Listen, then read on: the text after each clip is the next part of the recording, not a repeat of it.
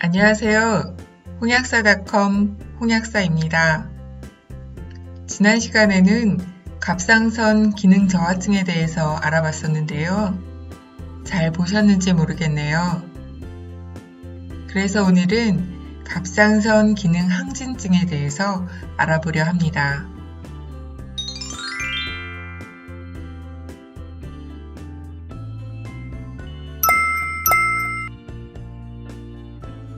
갑상선에 대해서는 제 동영상 33번째 이야기인 갑상선 기능 저하증을 설명할 때 간단히 말씀드렸으니까 여기서는 패스하겠습니다.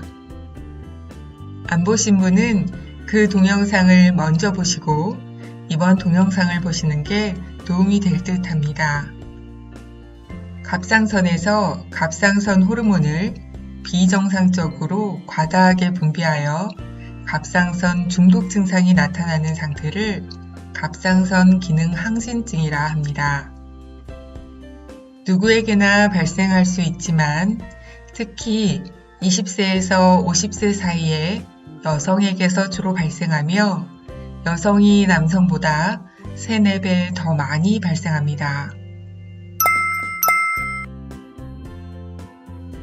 다양한 원인이 있지만 그중 대표적인 원인에 대해서 말씀드리겠습니다.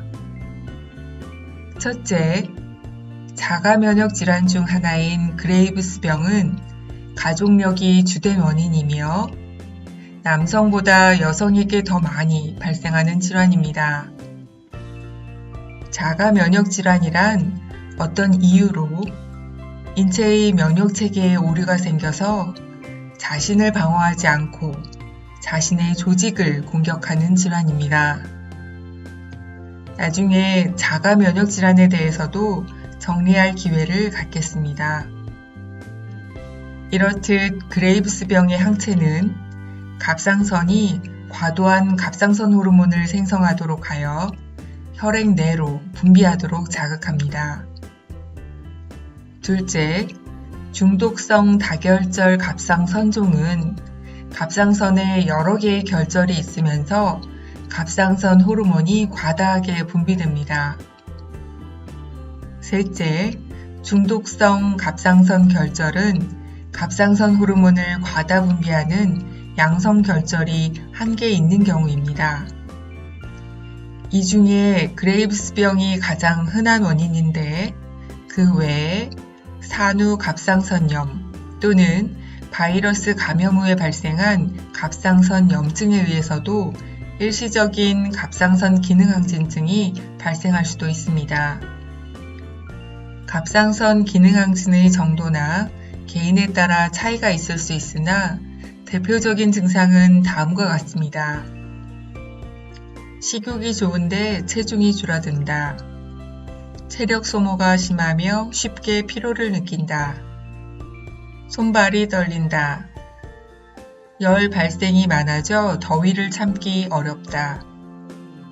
땀이 많이 나며 가슴이 두근거린다.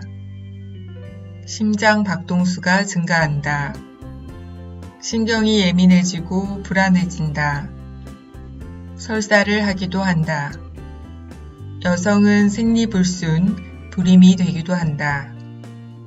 원인이 그레이브스병일 경우 안구 돌출이 생기기도 한다. 무언가를 응시하는 것처럼 보일 수 있다.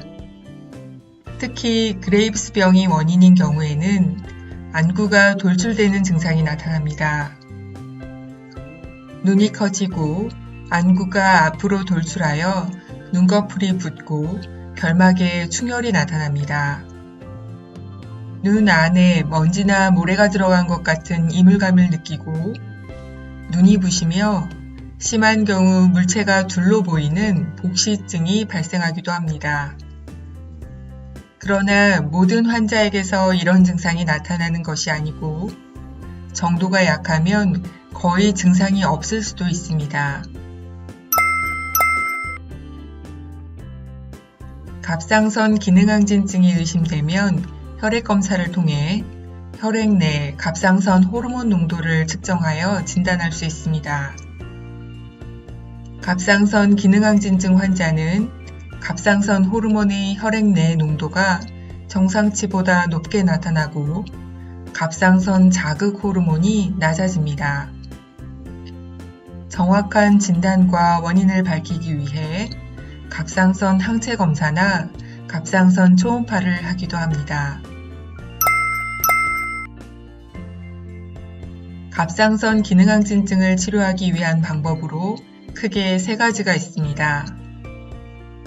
첫째, 항갑상선제 약물요법을 활용합니다. 항갑상선제로는 일반적으로 프로필티오우라실, 메티마졸이라는 2가지 약제가 사용됩니다. 치료를 시작할 때에는 항갑상선제를 다량 복용하고 증세가 호전됨에 따라 복용량은 점차 줄어들게 됩니다. 효과는 서서히 나타나기 시작하여 2개월 정도 지나면 대부분 증상이 좋아집니다. 증상이 호전되고 갑상선 기능이 정상화되면 치료가 끝날 때까지 일정량의 유지용량을 복용하게 됩니다. 그러나 이 질환의 재발률은 약 50% 정도로 높은 편입니다. 둘째, 방사성 요오드 치료법을 활용합니다. 방사성 요오드 치료법은 그레이브스병이나 중독성 갑상선 결절을 치료하는 방법입니다. 방사성 요오드를 복용하면 섭취된 요오드가 갑상선만 선택적으로 파괴하여 다른 조직에는 거의 영향을 미치지 않는다는 장점이 있습니다. 방사성 요오드 치료는 임산부, 수유부를 제외한 대부분의 환자에게 사용할 수 있습니다. 치료 후 갑상선 기능 저하증이 발생할 수 있으나 갑상선 호르몬 투약으로 쉽게 교정이 가능합니다. 셋째, 수술요법이 있습니다. 수술은 갑상선 기능항진증을 신속히 치료할 수 있는 장점은 있으나 수술 후에 발생할 수 있는 합병증, 비용, 흉터 등의 단점이 있습니다. 그러나 갑상선이 매우 크거나 빨리 병을 치료해야 하는 경우와 약물요법, 방사성 요오드 치료가 불가능한 경우에는 수술요법이 추천됩니다. 갑상선 기능항진증에 도움이 되는 영양소에 대해서 간단히 말씀드리겠습니다. 첫째, 비타민C 부족이 장기화되면 갑상선에 비대증이 생겨서 비정상적으로 많은 갑상선 호르몬이 만들어지게 됩니다. 둘째, 셀레늄의 염증 억제 기능이 갑상선 기능항진증을 제어하는 데 도움을 줄 수 있습니다. 비타민C와 동시에 섭취할 경우 흡수를 억제시킬 수 있으므로 시간 간격을 두고 섭취하여야 합니다.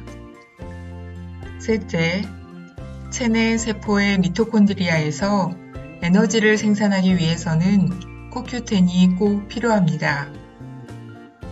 넷째, 프로바이오틱스를 섭취하여 장 기능이 향상되면 체내 염증을 줄일 수 있습니다. 다섯째, 갑상선 항진증 환자는 스트레스로 인해 마그네슘이 고갈되어 몸이 긴장되는데 마그네슘을 보충하면 몸의 긴장을 완화하고 숙면에 도움이 됩니다.